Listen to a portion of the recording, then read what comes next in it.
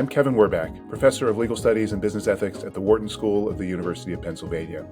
For decades, I've studied emerging technologies, from broadband to blockchain. Today, AI is promising to transform our world. But AI needs accountability, mechanisms to ensure it's developed and deployed in responsible, safe, and trustworthy ways. On this podcast, I speak with the experts leading the charge for accountable AI. David Hardoon was the first chief data officer of the Monetary Authority of Singapore, the Singaporean financial regulator, and subsequently special advisor for AI reporting there. He then went to the private sector in financial services and recently joined the Global Bank Standard Chartered. In our conversation, we discussed the concept of justifiability for responsible AI activities, why AI safety and governance should be part of the HR function, why organizations thinking about AI risks should take a close look at their data, and why AI governance is an accelerator rather than an impediment for enterprise AI deployments. David, welcome to the Road to Accountable AI. Thank you very much, Kevin. It's a pleasure to be here. You helped develop the Singapore government's approach to responsible AI at the Monetary Authority of Singapore, and then subsequently you've been in the private sector with two major financial services firms. What have you found is different from working on the government side versus in the private sector? Wow, no, great question to get off the bat. I mean, obviously, when you're sitting in the government point of view, you have to take into consideration not just one single financial institution. And actually, that's an important point to reference because it kind of brings us also to the other side of the fence as well. At the end of the day, obviously, everyone does finance. There's certain different objectives, strategies, goals. And when we kind of craft that from a government point of view, we need to think about how do we make sure that it's not overly prescriptive and allows ultimately for the context of an organization. And if I may, you would find quite repeatedly this concept of justifiability, as in it's not right off the bat a good or a bad thing, a right or a wrong thing. It starts off with that question of, well, can you justify it? And can you contextualize it, let's say, to existing governance and government-based processes? And that's actually quite interesting because when we shifted, I shifted to working within financial institutions, you kind of realize what that meant. Number one, as a highly regulated industry, there are already quite a number of governance type of committees, from obviously cybersecurity, legal, truly governance states, and so forth. So many times it's less of a question of how do we establish something new, but how do we now incorporate these underlying principles, these policies into the existing structures that are in play. And as I was alluding to earlier, it may differ from one institution to another. And then when really necessary, when there's a potential gap, how is that set up in a way that's relevant? Because policy is only as good as the paper it's written. It's about how you take it into fruition and its implementation, which really, really matters. And if I just say one last point is, you don't know until you try. So there is a learning curve as well. Let me go back to the first thing that you said. What exactly is justifiability, and how is it different from something like responsibility or ethics or accountability? I'm actually super excited you actually asked that question. Now, at the risk of being slightly controversial, I hope I'm not going to be. Let me give you almost like a pedantic example. So let's take the usual question of discrimination, whereby obviously there's a concern that it's on the potential negative context of discrimination, because obviously at the end of the day, there could be also positive. It's from my perspective. Now, let me give you an example. You can take, in the US, there's the point of view whereby sensitive type of attributes, gender, religion, etc., are purely prohibited, point blank. And similar other regulatory environments take the same kind of approach. But that then suddenly poses a problem. Why does it pose a problem? Because number one, when you're using type of AI algorithms, which go far beyond the traditional linear, low dimensional, meaning we're only using 1, 2, 3, 4, 5 type of attributes, very rule-based, where you can arguably relatively easily delineate and identify when something goes wrong. You're now dealing with algorithms that have, Gen AI, millions of attributes. Quite candidly, you don't need to tell it a particular attribute for it to infer it. So now you see question number one is, actually, I may need that attribute, potentially not to use it as part of a development process, but I need it as part of a verification. So you see, that's one dimension of justifiability. Another one, and again, purely hypothetical example, let's say a maternity pregnancy related insurance product. You kind of use certain types of attributes as part of that underlying process. So again, it's a justifiability. So think of it as almost as a three-tiered based gate. The first one, as part of the process of building a solution within an organization, is can we justify to ourselves, why are we doing it? What are we using? And what's the underlying purpose? Gate number one. Gate number two is, just because you justify it for yourself doesn't mean the regulator or the regulatory environment would accept it. It's justifying, like, look, this is why we're doing it. And then, of course, the ultimate litmus test is justifying it to the audience and the public. Because just because you say, I believe I can do it, just because the regulators say, well, it's okay, maybe your public doesn't accept it. So it is actually very, very important. Now, the problem with justifiability, and in fact, that was what was feedback back to me when I was in the regulator, and after we kind of circulated the guidelines and the policy, was, but then, David, it's not a black and white policy. I mean, tell me what I need to do. Ironically, that was the point. It's like, I'm not going to tell you what to do. I'm going to tell you to think about it. It's about risk. It's about exposure. And as a final point, just to give an example, because I remember this was many years ago, we had two financial institutions that presented the use of AI within HR. Again, a potentially highly sensitive environment. One was able to talk about that they're using AI in a very particular AI HR application and the rationale behind it, the reason behind it, and what is the intended consequences and outcomes that they're trying to do, and the governance associated. While another institution said, we thought about it, we looked about it, and yes, we know we can do it. We decided, no, it just doesn't fit into our narrative. So you see, that was kind of what I was alluding to in terms of, it's not about a right or wrong. It's about, is there a degree of relevance? And then, of course, finally, can you be transparent about it? Yeah. But what happens when those three tiers you talked about are in conflict? A company may have an economic rationale. This is justified because we can drive results from it. But we're concerned that our audience may be unhappy with it or something like that. Well, that's where, and again, in the financial sector, that's where the regulator kicks in. And in a way, in many situations, it's not just the financial regulator. You have a data regulator. You have, well, the representative from a social norm, which will come and say, well, I see you, I hear you, but no, you can't do it. And again, let me give you a very concrete example. So I'm sitting right now in Singapore.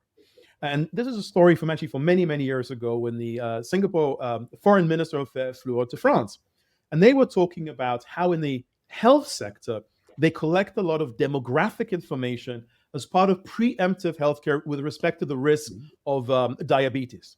And the French minister was mortified that they're collecting demographic and ethnic race information to provide. But they said, the reason we're doing is not to say that, Kevin, you're going to have this and you need to do that. It's like, no. What we're seeing from analysis that you potentially have a high risk, please take that into consideration to make sure you have a healthy life. Now, you see, again, in one scenario, you could have, let's say, an insurance that said, okay, we justify it, but the environment says, sorry, no, we just simply don't accept it from a societal point of view. Whereas another one, they will say, no, it's okay because it's aligned with some of the objectives. And by the way, Kevin, if I may say, this is actually highlights one of the, I don't want to use the word challenges, but the niches that is really, really important to realize when it comes to AI. AI, in the end of the day, is about information and insight and the management of it. And it's a representation of ultimately a society, a culture, a mode of operation, a behavior. This is something that when we craft policy, we need to be very, very careful, because sometimes you have the good intent of saying, no, this is a bad thing, you shouldn't do it. And again, if I may, let me give a concrete example. The EC, European Commission AI Act. Just as one example, you have the four levels of risk from prohibited all the way to permissible. In prohibited, it says, basically, if I overly summarize it, you should not use social scoring. They're saying as a policy, as an approach, you should not use for social scoring. Zoom to Southeast Asia, where I'm sitting. You have very large sets of demographics, which never had a bank account, never had a debit card, never had a credit card, never had a loan. Yep. They are entirely outside the financial traditional system. There's arguably a shadow financial system. So if you now would come to me and say, well, David, I want to loan, I want to be part of this to elevate my status in my life. The only way I can create a proxy credit for you is by using alternative information with your consent and your understanding. But legally, that's the social score. Now, you see my view and how I'm kind of looking at it. Absolutely. And that makes some sense where the Singapore government can make policies for Singapore. And you, for example, what discrimination means is different in a multi-ethnic jurisdiction like Singapore than maybe in Japan, and it manifests differently in the United States and so forth. But if you're in a multinational company, a bank that has operations all around the world, how do you deal with that? No, absolutely important question. And that's where it's really, really important having baselines within the organization.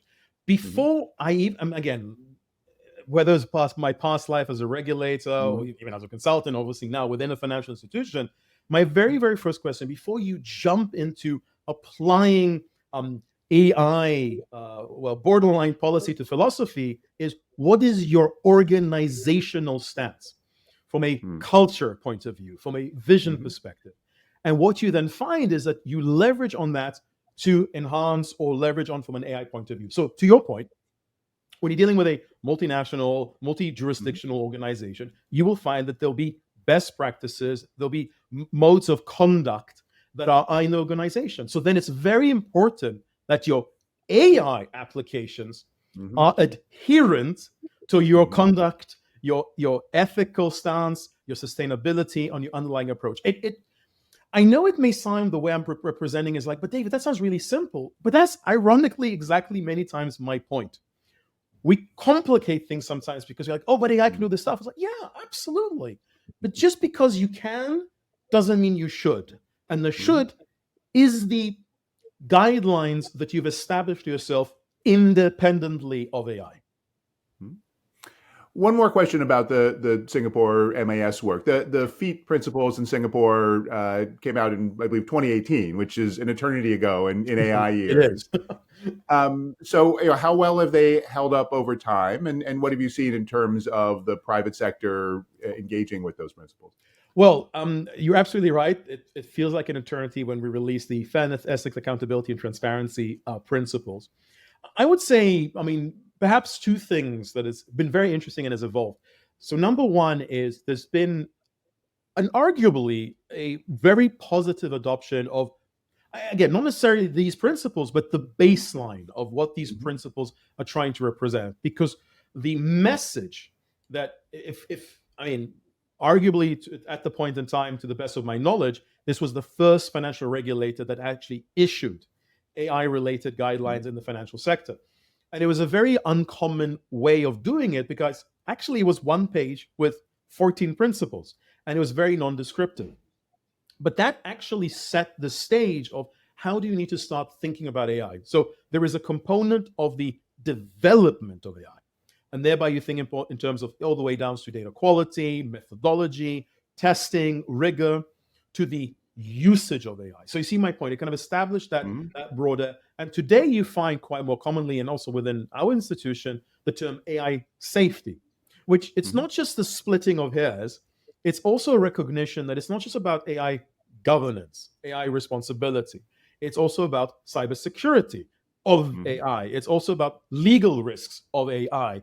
We were talking about earlier, conduct of, well, less about AI per se of conduct, but obviously the usage of people in terms of the conduct. Model risk management.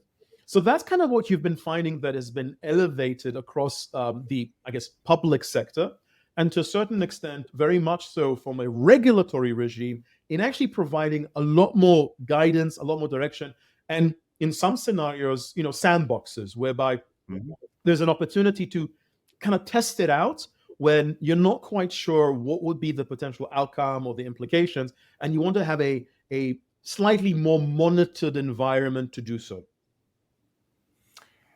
You recently joined Standard Chartered, and I believe your title is Head of AI Enablement. Yes. What does that mean? Yeah, no.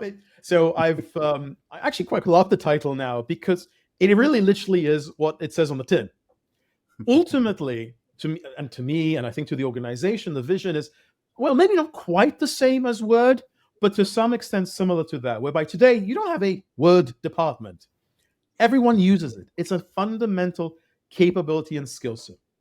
And that also, if not to obviously harp and go down the whole Gen AI term, but one thing that was genuinely beautiful about the introduction of it is it kind of broke the fourth dimension, whereby it suddenly became easy to use AI. Beforehand, AI is this bunch of cranial, crazy folks in white coats sitting in a dark room doing kind of math.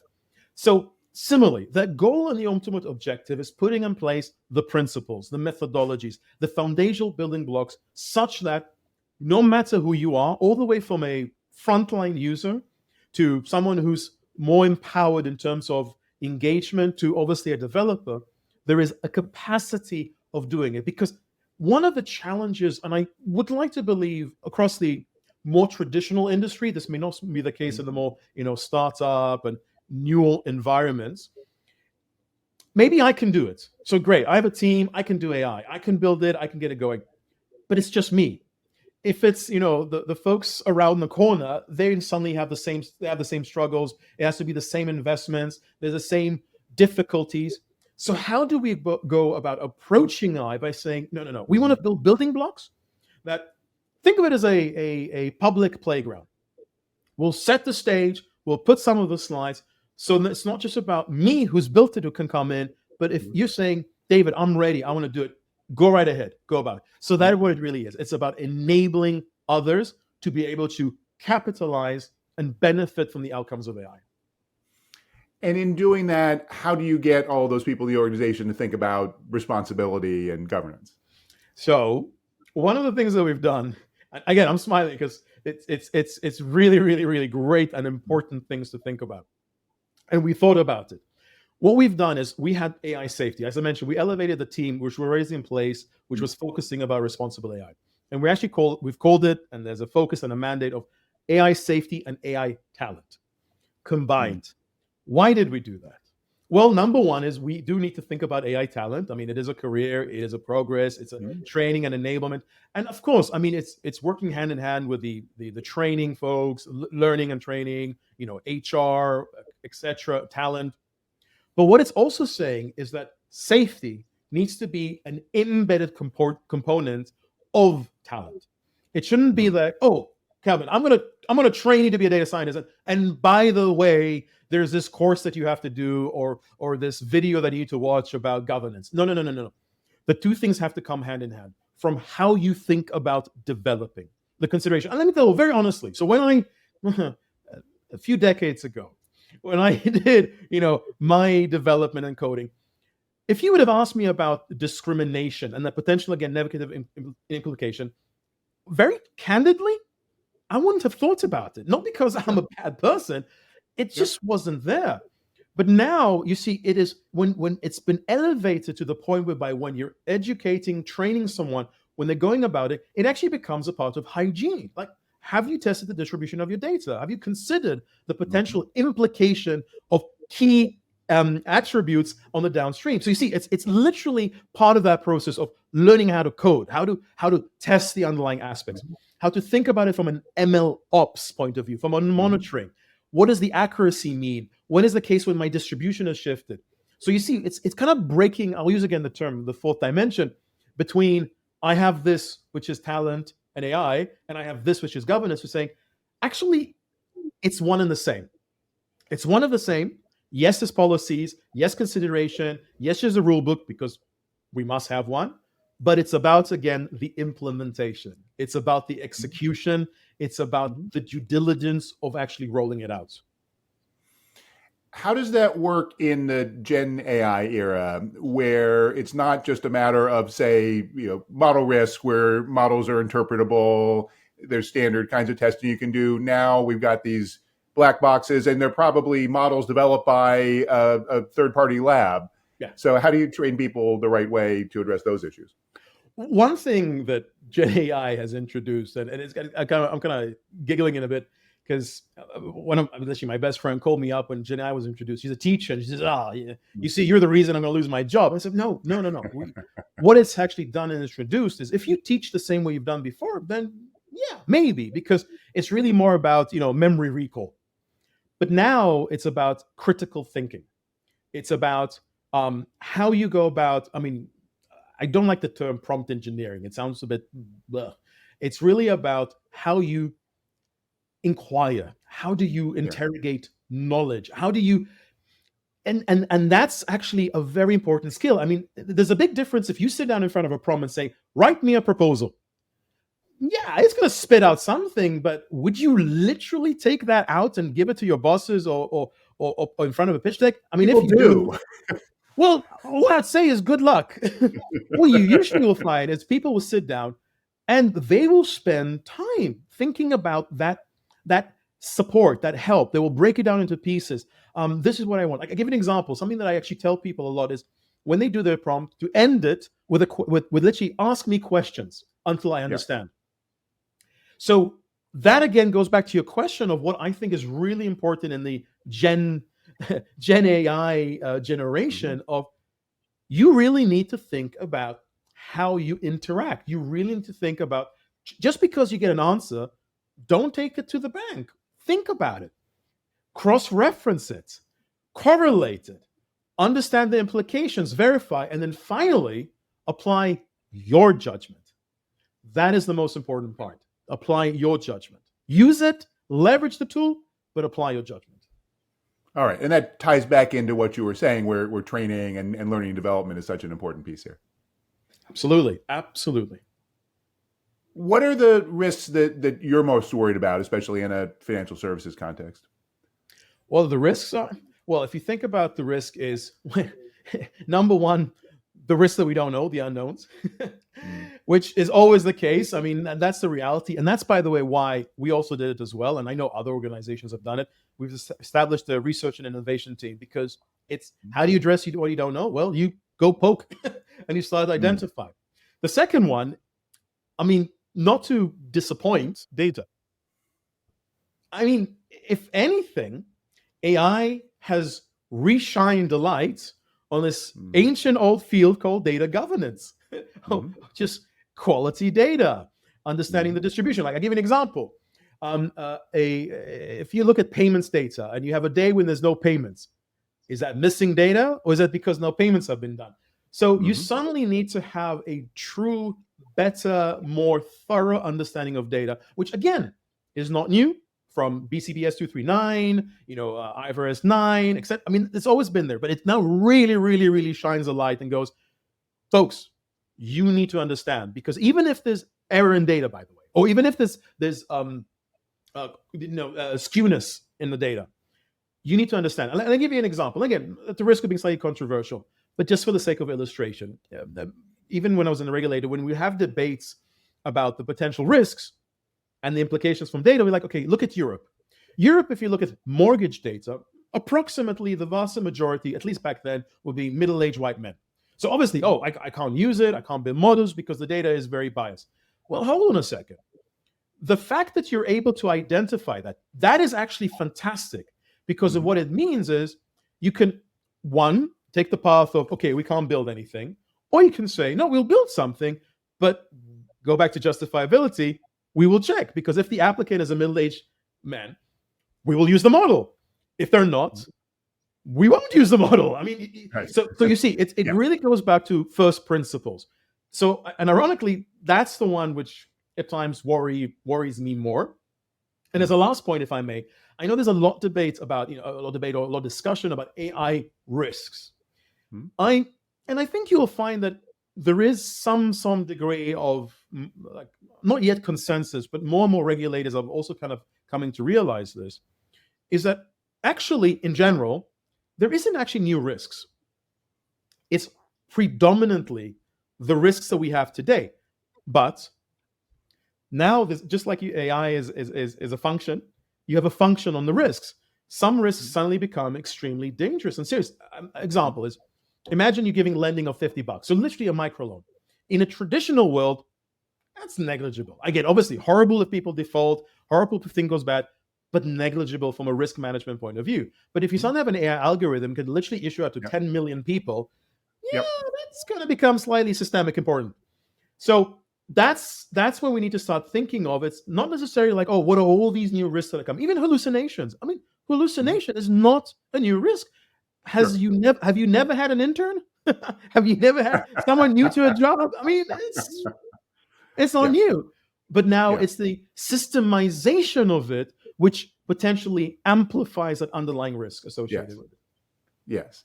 And especially, and that goes up another order of magnitude with agentic systems and more autonomy. Absolutely. So then how can organizations confront that systemization of risk?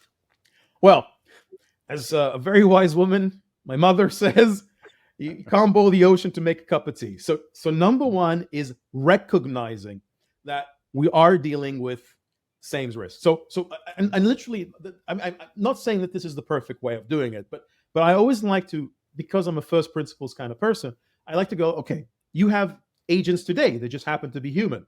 How do you deal with that risk today? Now, why do I do that? Because if the answer is anywhere around the region of we don't, then don't even look at AI. You need to have a baseline management of risk, number one. Then you go to the level, okay, within this world of process, which are the risks that we're able to mitigate and manage in an automated fashion by saying, well, through degree of, let's say, a confidence interval that says, look, I'm giving you this result, but I'm not quite sure. We can control it with human over the loop or human in the loop in terms of a maker and checker, where the maker is an agent and the checker is a human. So you see my point. You start dissecting it and you take it incrementally. Now, I know, especially when you look at the fintechs and you look at all the juicy stuff that's happening, it's like, no, but I want that. I want the F-16, or I want the whatever, the supersonic jet and all that. It's like, I hear you, but you haven't flown a Cessna yet. So fly the Cessna, then maybe go to a jet, maybe and take that incremental, because that is also a risk mitigation based approach. And you sometimes want to take a few extra steps because it makes it far more resilient and far more robust. You talked a minute ago about the underlying data governance challenge. And as you pointed out, this is not new. But organizations, one would think by now, should have realized how big a problem this is, not just in terms of business need, but with regard to regulation. GDPR has been around since 2018, requiring, for privacy reasons and data protection reasons, companies to better understand their data, but they still often don't. So what's going to make that actually change in the AI era, where I think there's a risk that the companies are going to say, well, this is great, I don't need to think about it, the AI will just do it for me, or I'll farm it out to a scale AI or a company that's in that world to do it for me. Yeah, no, I okay. See, this is what my ex-regulator kind of goes, that's a risk. That's a very, very, very risk. You can't outsource accountability. Talk about AI risk, you cannot outsource accountability. If anything, well, look, we're doing it, and I would like to hope that others will take that kind of approach, whereby saying, what has AI given us?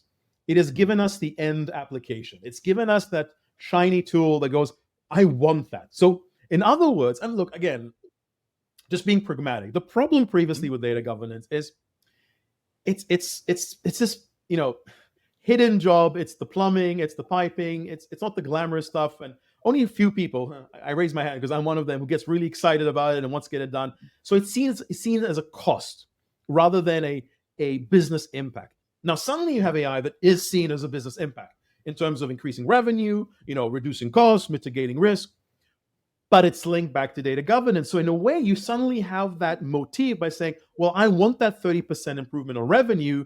Okay, let me spend that money because anyway I can cost it in to help make sure I have those controls on data. So if anything, I would hope it has given us more of a motivation to do it down with the right and proper investment, and not just as a compliance requirement. If there's one thing I even used to say back in the good days of 2018 is governance and compliance is not a ticker box exercise. It's not a cost. It's actually a revenue center.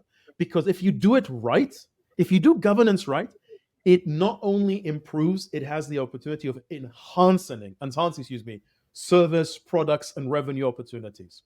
So, like I said, AI, I hope, maybe I'm wrong, but it kind of gives that extra motivation to do so. I completely agree with you on that this should be seen as an enabler. But how do you actually make that case in an organization? Is there data that you can show? Yes. Are there metrics, a way to make the positive case for governance? No, there is, and so obviously the best practice before you jump into a full blown productional system is you'll do an MVP, minimal viable product, or even before that you do a proof of concept or a proof of, choose your acronym. Now, many times whereby, let's say there isn't yet that buy-in on the importance of cleaning data is, and also, if I, sorry, just to jump in, is many times the people come from the technical background, they'll be like, no, but we have to do this right. We have to fix the data. I actually like to take a slightly different approach, saying, it's okay. I'm fully cognizant that the data perhaps is not as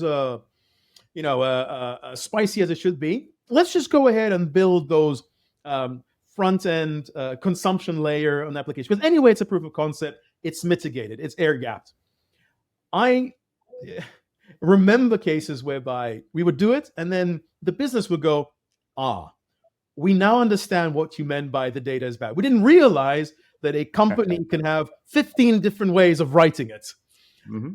Yes, we need to clean the data. And by the way, when I say clean the data, actually, we need to clean the process, because it's the process that's resulting in the data.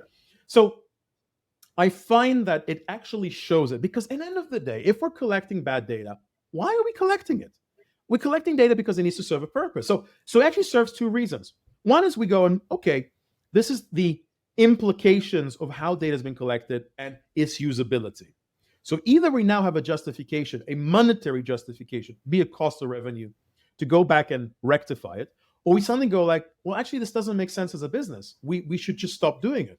Let's say we're onboarding, I don't know, a completely messy environment that doesn't have the proper data, et cetera, and so forth. Maybe the cost of dealing with it far exceeds the revenue. So it suddenly puts a numerical value on what was before, very ethereal in its way. You're at a major financial services institution, which is highly regulated, and has all companies like that have a long history of dealing with model risk and data governance and so forth. For organizations that don't have that starting point, where would you say they should begin on this journey? So again, fantastic questions, Kevin. The first one I would say is begin. I know this sounds a bit like, but I do mean that, because especially if you're regulated, you slightly have an unfair advantage, because you're kind of given a shove in a direction. You kind of have to start in a very specific place. If you don't have that luxury, let me use that term, is because the ultimate intent of governance is actually just do no harm. That's the intent. It's to make sure that a business is sustainable, it can continue, and it's providing a transparent and beneficial service ultimately to whoever the customers, be it businesses B2B basis or B2C point of view.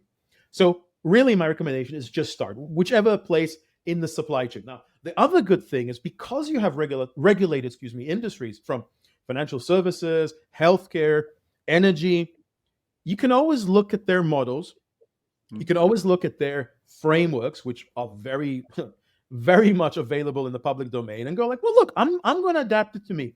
I'll take the good and I'll drop the bad in terms of things that don't quite fit. Now, and the second one is, as again, perhaps this is a really silly example, but and many times is you don't need to have a regulator to do the right thing. Just like when you cross the road, you don't need someone to tell you to look left and right before you cross the road. You gotta do it because you want to keep on being able to cross the road. Again, to me, organizations need to shift it in that it's not just a lip service. It's actually business sustainability. It's a trust mark. And we've seen this already over the last decade or so of how the public also responds. So if you're able to say, look, I am doing the best I can. I am doing the best I believe that I'm doing. Don't get me wrong. I will learn. I will improve. But it's a very different response from you as a customer with like, anyhow, it's okay. I'm just going to do whatever. It's very, very different. Just like, again, a silly analogy, friendships. Are you telling me that a friend is never going to make a mistake? Of course they will. But the difference is a friend will come to you saying, look, Kevin, I messed up. I'm sorry. I'm going to do better. I'm going to learn and improve. So that will be my recommendation to them is do the right thing, realize that it's about business sustainability, and it's about doing it right in terms of continuity with the customer, that fiduciary responsibility. Great. David, thank you so much for the conversation. It's been my pleasure. Thank you for having me. This has been The Road to Accountable AI. If you like what you're hearing, please give us a good review and check out my Substack for more insights on AI accountability. Thank you for listening.